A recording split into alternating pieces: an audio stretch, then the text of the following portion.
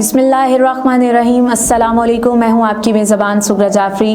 Programme अदब की दुनिया में आपको खुशामदीद कहती हूँ। नाज़रीन, शहर इकबाल वो धरती है जहाँ से बहुत ही नामवर शोरा गुज़रे हैं, जिनका नाम हुआ है दुनिया में भी और जिनकी वजह से शहर इकबाल का और भी नाम हुआ है। बिल्कुल उसी तरह आज भी जो शख्सियत, जो मेहमान शख्सियत अदब की दुनिया से ताल्लुक़ रखते हैं, अदब से ताल्लुक़ रखते हैं, आज हमारे साथ मौजूद हैं। आज हम उनकी ज़िंदगी की जो ख़िदमात हैं, तालीमी ख़िदमात, अदबी ख़िदमात और समाजी ख़िदमात, उनके बारे में उनसे जानेंगे और फ़ख्र महसूस होता है इस तरह की शख्सियत जो कि हमारे ही इस काबिलो फ़ख्र वाले शहर से ताल्लुक़ रखते हैं। उन अदबी शख्सियत का नाम मोहम्मद अयूब साबिर, चीफ पैट्रन दिया वेलफेयर ऑर्गेनाइजेशन, और इसके अलावा भी कई अदबी तंजीमों के वो सरपरस्त हैं। हम उनसे ही जानते हैं कि उनका ये सफ़र का आगाज़ किस तरह हुआ और हमें भी और हमारे नाज़रीन को भी यकीनन ये जानकर अच्छा लगेगा। तो सबसे पहले अस्सलाम वालेकुम सर। वालेकुम अस्सलाम, बहुत शुक्रिया। मैं आपका और आपके चैनल का इंतहाई ममनून हूँ, चैनल बिग वन न्यूज़, और मोहतरमा सुगरा जाफरी साहबा, आपने मदऊ किया और मुझे अपने नाज़रीन से हम कलाम होने का मौका दिया है।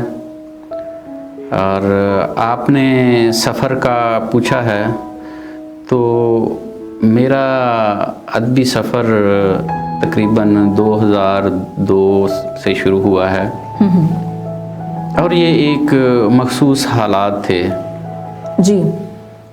9/11 का वाक़या जब अमेरिका में हुआ तो उस वक्त दुनिया एक नए कानून, नए दस्तूर, नए हालात से रोशनास हुई। ताकत का कानून राइज कर दिया गया। हर वक्त टीवी में, अखबारात में, मैगज़ीन में हम देखते थे कि मुसलमानों पर इल्ज़ामात की बारिश होती है और इस्लाम को एक दहशतगर्द मज़हब के तौर पर पेश किया जाता है। ऐसे में मैं सोचता कि ये सच नहीं है, क्योंकि हम जब किसी से मिलते हैं तो सबसे पहले उसे कहते हैं अस्सलामु अलैकुम, यानी उस पर सलामती भेजते हैं। तो जो मज़हब हर शख्स पर, जिसको वो जानता हो या जिससे वो ना आशना हो, उस पर भी पहले सबसे सलामती भेजे और उसके बाद बात करे, वो मज़हब दहशतगर्द नहीं हो सकता। तो मैं कहता था कि मैं कैसे बताऊं, अगर मैं कोई मुसव्विर होता तो मैं कोई तस्वीरें बना के तो पेश करता, और चूँकि मैं कोई राइटर भी नहीं था उस वक्त, तो मैंने ये सोचा कि मुझे लिखना चाहिए।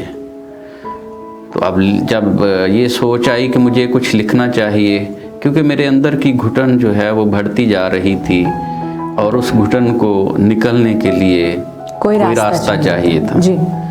तो उस वक्त मेरे जहन में आया कि शायरी से मुझे बचपन से ही शगफ़ है और अल्लामा इकबाल की ज़ात से मेरा इश्क जो है वो बचपन से रहा है। तो मैंने सोचा कि चले मैं कुछ लिखता हूँ। तो मैंने लिखने का आगाज़ किया, शायरी की तरफ मेरा रुझान हुआ और मैंने शेर कहना शुरू किया। और मेरी शायरी में इब्तिदा से ही मज़ाहमती रंग रहा है। तो मैंने जब शेर कहना शुरू किया और मेरी शायरी लोगों तक पहुंचनी शुरू हुई, तो मुझे ऐसा लगा कि एक तरह से सुकून मिला है।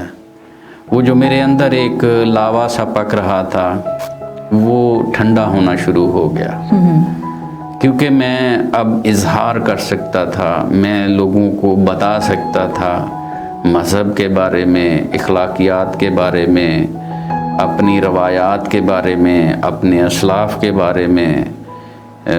तो यही मेरे शायरी के मौज़ूआत रहे हैं और यहीं से मेरी शायरी की इब्तिदा हुई। बहुत खूबसूरत बात।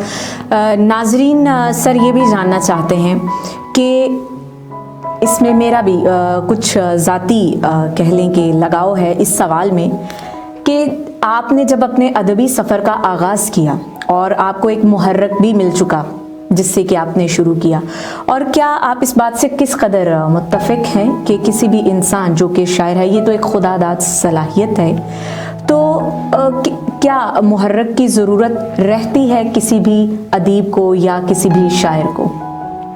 ہاں، میں نے خود جیسے کہ آپ کے پہلے سوال میں یہی کہا کہ یہ تحریک کی تو ضرورت ہوتی ہے، اور میرے لیے تحریک میرا وطن، میری قوم، مسلم امہ، یہ تحریک تھی میرے لیے کہ اس تحریک کے لیے مجھے لکھنا ہے، مجھے اپنی تاریخ جو اسلام کی ہے اس کے بارے میں لکھنا ہے۔ تو یہی ایک وجہ تھی میرے پاس کہ میں نے قلم اٹھایا، اور جب میں نے قلم اٹھایا تو پھر میں نے پوری ذمہ داری کے ساتھ اٹھایا، اور جو سوچا وہ لکھا، اور جو لکھا اس پر مجھے فخر رہا ہے، اور میں نے کچھ ایسا نہیں لکھا جس پر زندگی میں کبھی شرمندگی ہوئی ہو مجھے یا میرے قاری کو۔ بہت زبردست۔ سر، ایک اور چیز ہمارے ناظرین بھی جاننا چاہیں گے کہ آپ پر ایم فل کے کچھ مقالے لکھے گئے ہیں، تو آپ کو مطلب یقیناً یہ آپ کے تحقیقی مقالے آپ کے لیے ایک بہت بڑی کامیابی بھی ہیں، اور میں چاہتی ہوں کہ آپ بھی بتائیں، اس پر اپنے خیالات کا اظہار کریں کہ آپ کے محسوسات کیا تھے۔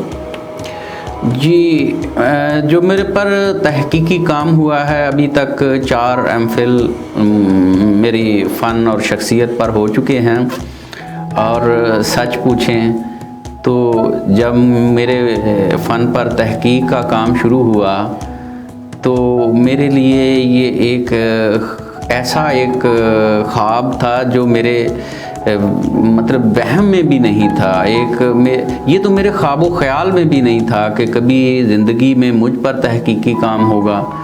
جب مجھ سے پہلی دفعہ رابطہ کیا گیا کہ ہم آپ پر تحقیق کرنا چاہتے ہیں تو میں بڑا حیران تھا۔ میں کہتا تھا کہ یہ تحقیق تو بڑے بڑے شعراء پر ہوتی ہے، غالب پر، اقبال پر، فیض پر اور میر پر، اور اس طرح سے جو بڑے شعراء ہیں ان پر تحقیق ہوتی ہے، تو میں کہاں اس فہرست میں آ گیا۔